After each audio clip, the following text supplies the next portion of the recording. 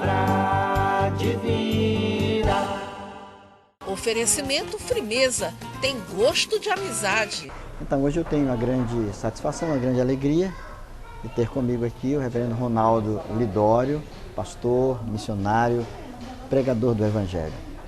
Reverendo Ronaldo, você é alguém que tem se dedicado à pregação do Evangelho. O seu ministério é esse, pregar o Evangelho. O que é o Evangelho?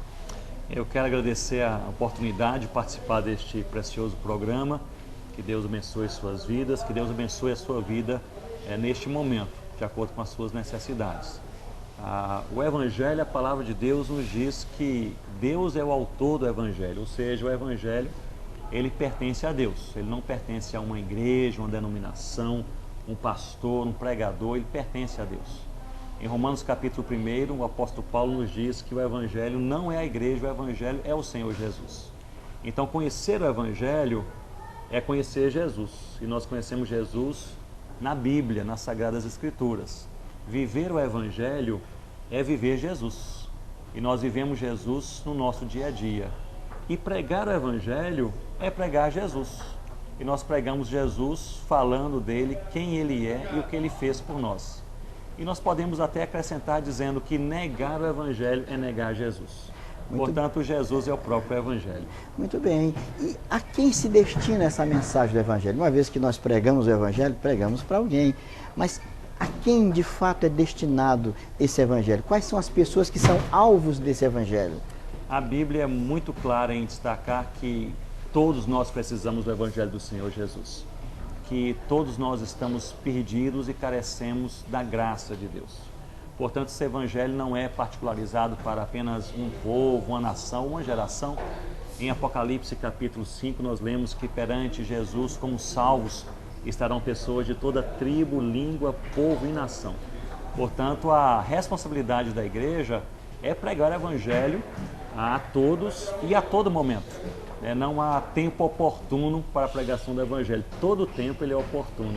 Aliás, eu diria que este é um dos grandes males da igreja da nossa geração. É uma igreja mais enclausurada, uma igreja mais silenciosa.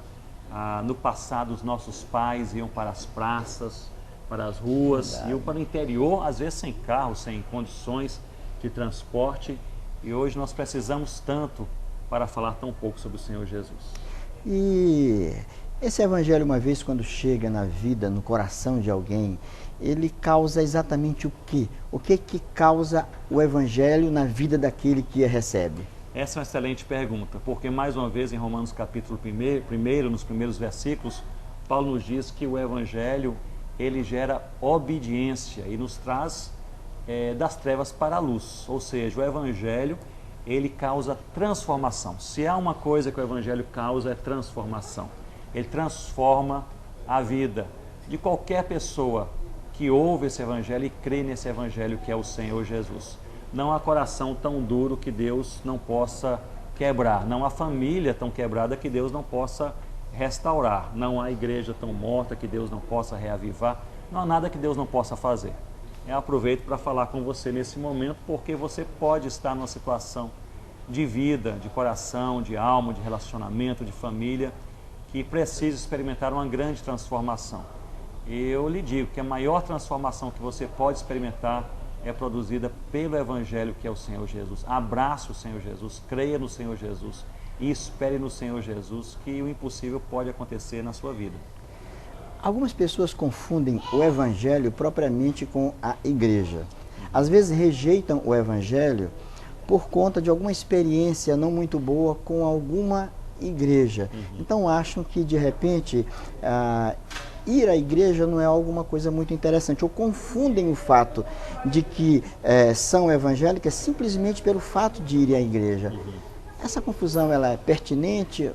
Sem dúvida, existe essa confusão entre evangelho e igreja desde a década dos anos 50, especialmente em função desse liberalismo teológico, esse humanismo que entrou na igreja.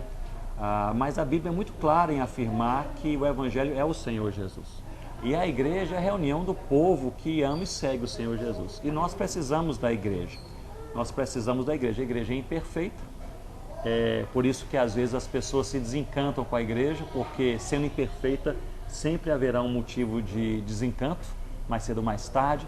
E é por isso que a Bíblia nos convida a nós olharmos e mirarmos o Senhor Jesus, não a igreja. É Jesus, não é o pastor, o missionário, o pregador, o líder, assim por diante, é o Senhor Jesus. Mas nós precisamos da igreja, porque é na igreja que nós temos comunhão uns com os outros e juntos podemos adorar a Deus. Reverendo Ronaldo, mais uma questão é que algumas pessoas entendem propriamente o Evangelho ou a fé cristã como a defesa apenas de uma ideia, de uma doutrina e não propriamente como um relacionamento com o Senhor. E por isso mesmo, às vezes, nós nos separamos tanto, só porque divergimos em pontos tão pequenos, quando a mensagem do Evangelho era uma mensagem que nos aproxima do Senhor e nos aproxima uns dos outros. Seria isso mesmo? Seria isso mesmo. A palavra de Deus nos convida não a nós apenas sabermos, mas a nós experimentarmos em um relacionamento com Ele. O Senhor Jesus, Ele é a ponte, aquele que derramou o seu sangue para a salvação de todo aquele que crê, fazendo e restaurando essa ponte de conciliação entre o homem e Deus. Então, nós somos convidados pela palavra no Senhor Jesus a nos relacionarmos novamente com Deus. E, às vezes, nós ficamos pensando que o Evangelho e a palavra de Deus servem apenas para nós entendermos melhor as coisas. Mas o mundo hoje, a sociedade hoje, jamais teve tanta compreensão e informação e jamais esteve tão perdida como em nossos dias. Tão distante de Deus. Reverendo, eu quero lhe agradecer de todo o coração pela sua presença aqui conosco, por estas palavras tão esclarecedoras. E a nossa oração é que a bênção de Deus permaneça sobre a sua vida, que continue pregando com essa mesma alegria, com esse mesmo entusiasmo a palavra do Senhor. E quanto aos nossos telespectadores, a nossa oração é que Deus, em Cristo Jesus, Ele te abençoe, amém, que Ele faça-se presente na tua vida e na vida da tua família. Amém. Muito obrigado, reverendo. Deus abençoe. Deus abençoe também. Palavra de vida. Oferecimento Firmeza, tem gosto de amizade.